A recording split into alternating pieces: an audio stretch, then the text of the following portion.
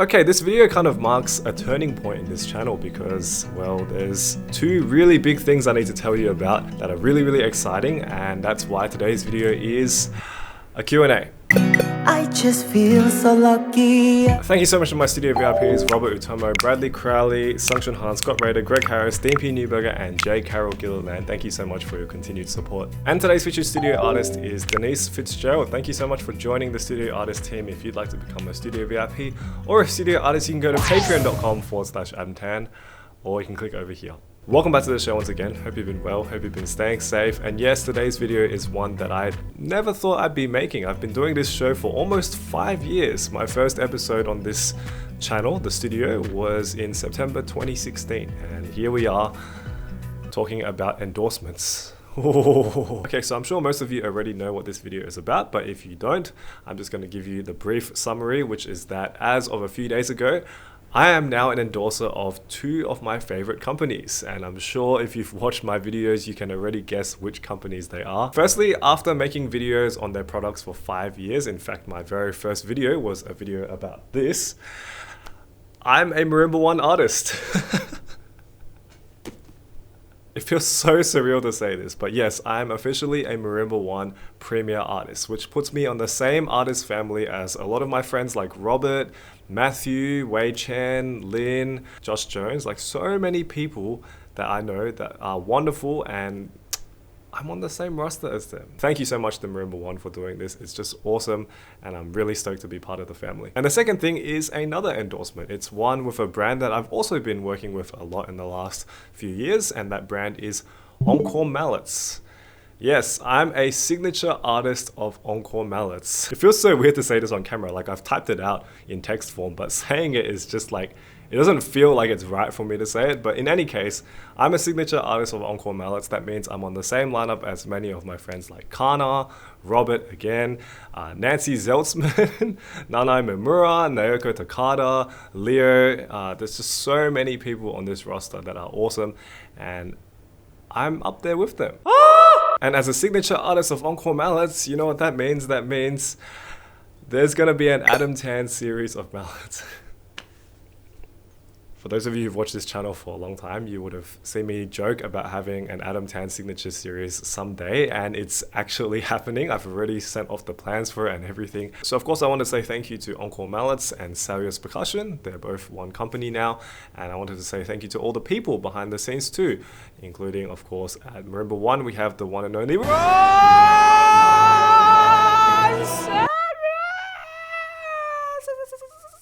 and also everyone at Encore Salyos, which includes Dan Lidster and Bruce Salyos and just the entire Encore Salyos team. Thank you so much for believing in me and believing in this channel and everything that I've done. And of course, I'd like to thank all of you as well who've been watching my videos. Well, if this is your first video, make sure you hit that red subscribe button below to keep up with my uploads as I upload new content every single week.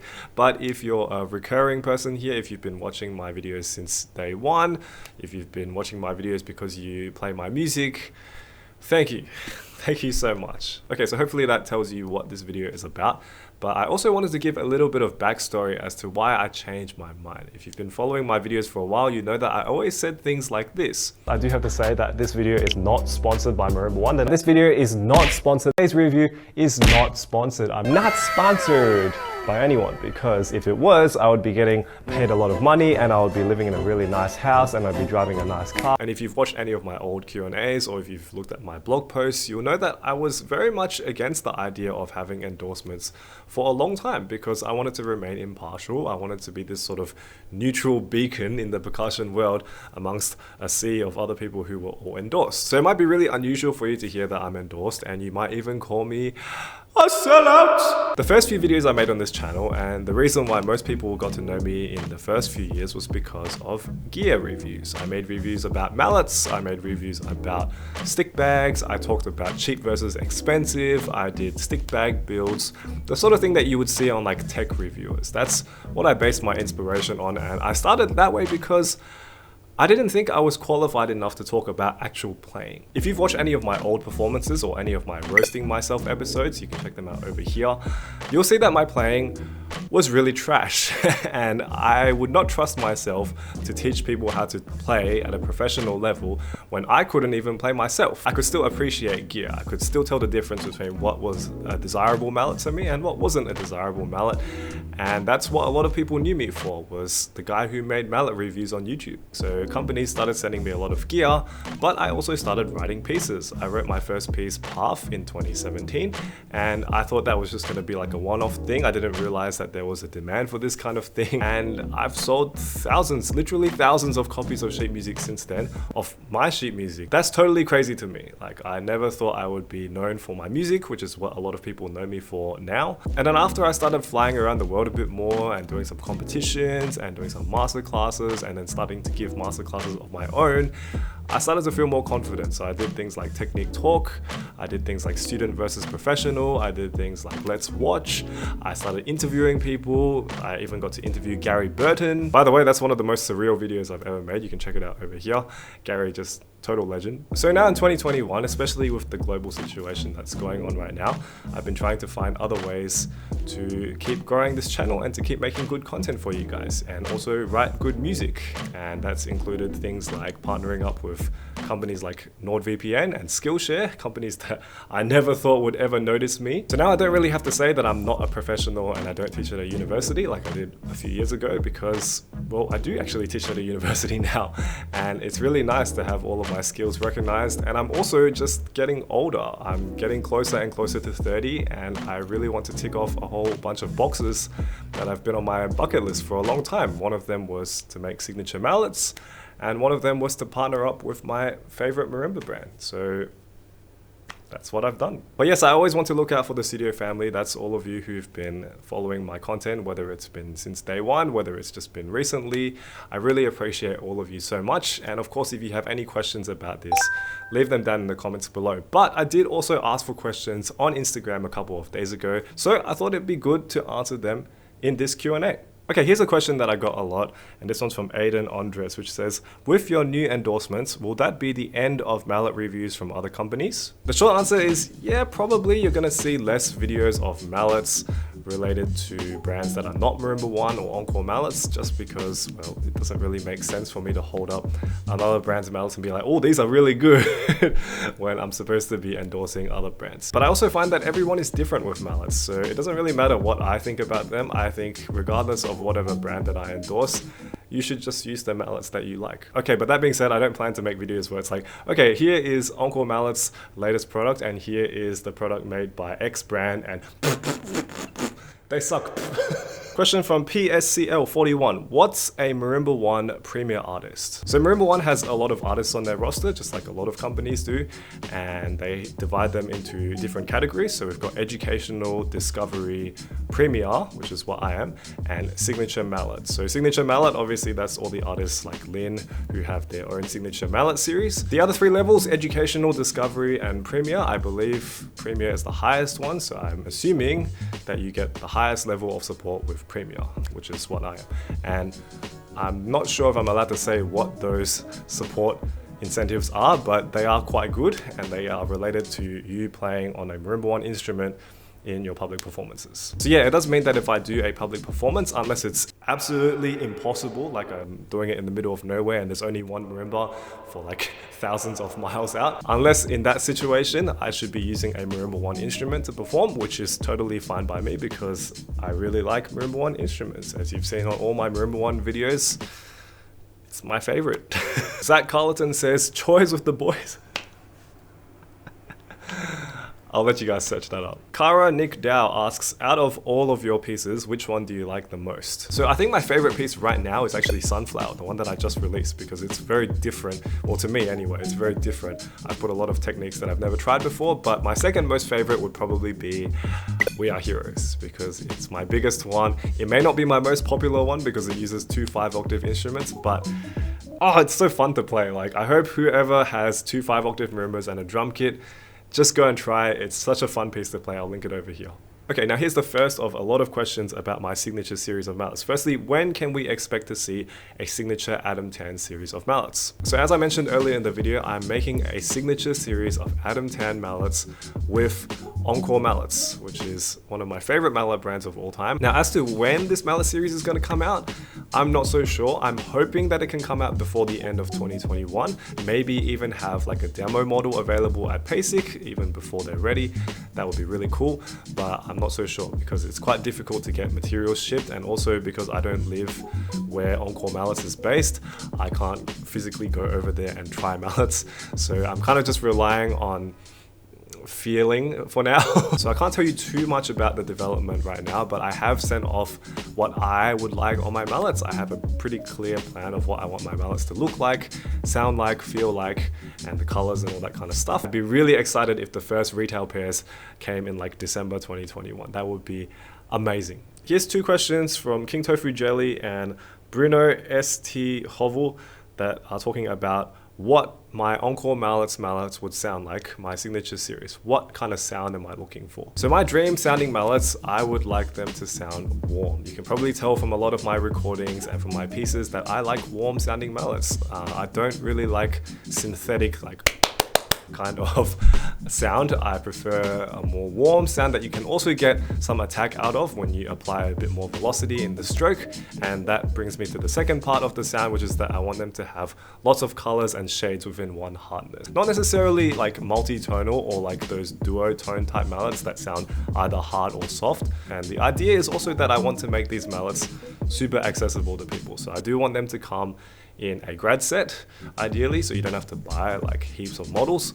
And I do also want them to be easy to use. You also know that I really value aesthetics in my mallets very, very much, so I'm sure you can all guess what color my mallets are going to be or how they're going to look, but I'm not going to say anything yet. Here's another question about the signature mallets, comparison of my Encore mallets with other mallets. Now, when I do get my mallets and when I start using them in my videos, I'm not going to be like, okay, you must buy my mallets are the best, because I know a lot of people who are honestly quite famous and they do endorse their mallets very heavily. They'll say that their mallets are the only mallets that you can use, they're suitable for everybody, because let's be honest, everyone has different opinions, everyone has a different personal sound. So yeah, my mallets will be nice for me and I will really like them, but I will have to see whether or not other people will like them as well. Josh Jones, one of my favorite players of all time, asks, if you weren't a percussionist, what would you do instead? So if we're still in the music realm and we're talking about what I would be if I wasn't a percussionist, I'd probably be a pianist, because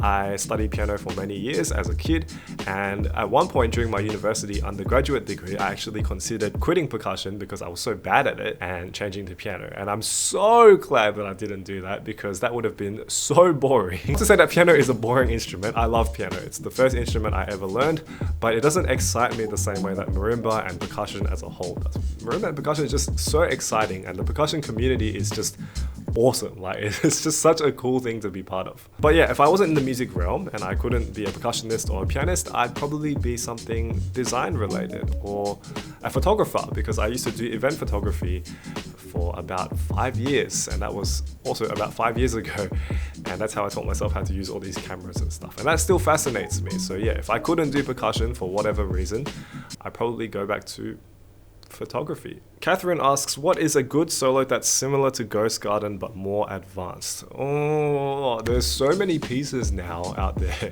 It's so interesting. I'm not going to name any of my pieces, obviously, because that would be very self-righteous. If you're looking for pieces that are like etude, that aren't too long, say around the Ghost Garden length, that are a little bit more tricky, I would highly recommend Evelyn Glennie's book, Perpetual Motion. It's available on Edition Spitzer right now. This is not a sponsored post. I'm just saying that this is a really cool book with etudes that are 1 page long, but they sound super nice, and they don't sound like etudes, they just sound like really advanced pieces, and I really like them. So yeah, go check them out. Jack says, is it a bad thing that I tried playing Skyward on the 4.3 octave marimba because I can't afford the 5 octave extension? Honestly, Jack, if you managed to do that, I'm super impressed. Send me a video of it right now.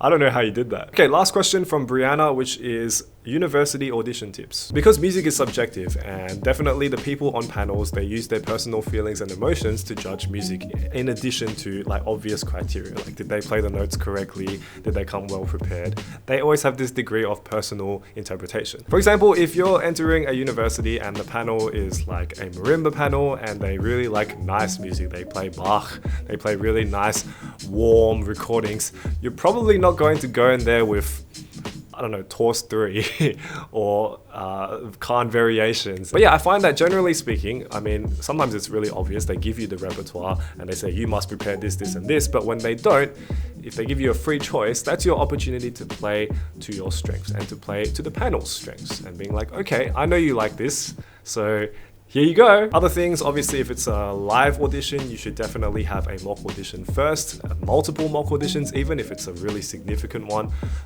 whether it's in front of your teachers, whether it's in front of your friends, just people who will give you pressure, because the difference between playing by yourself in a practice room and playing in front of an audience, especially an audition panel where you know you've only got one shot, is huge. So definitely give yourself lots of pressure beforehand.